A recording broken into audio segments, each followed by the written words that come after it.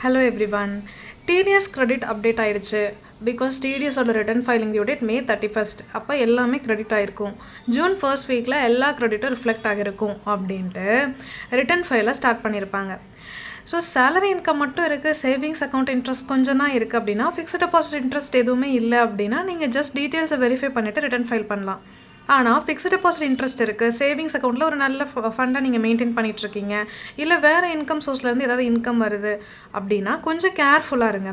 Even தான் TDS credit வந்திருந்தாலும் June 15th அப்புறம் ரிட்டர்ன் ஃபைல் பண்ணுறது பெட்டர். ஏன்னா ஏஎஸ், டிஏஎஸ் அண்ட் 26 ஏஎஸில் வர டீட்டெயில்ஸ் எல்லாம் ஒரு தடவை ப்ராப்பராக வெரிஃபை பண்ணால் டைம் கிடைக்கும். ரிட்டர்ன் ஃபைல் பண்ணுறதுக்கு முன்னாடி ஏஎஸ், டிஏஎஸ், 26 ஏஎஸ் மூணையும் கண்டிப்பாக செக் பண்ணுங்கள். அதில் காட்டுற இன்கம் எல்லாம் உங்களுக்கு ரெலவெண்ட்டாக இருக்கா, கரெக்டாக இருக்கான்னு வெரிஃபை பண்ணுங்கள்.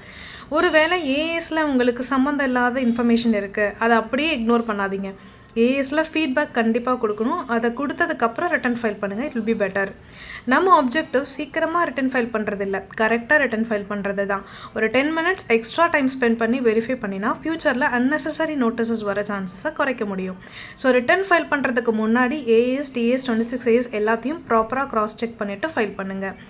ஏர்லி ஃபைலிங் நல்லது, ஆனால் அக்யூரேட் ஃபைலிங் தான் சேஃபஸ்ட்.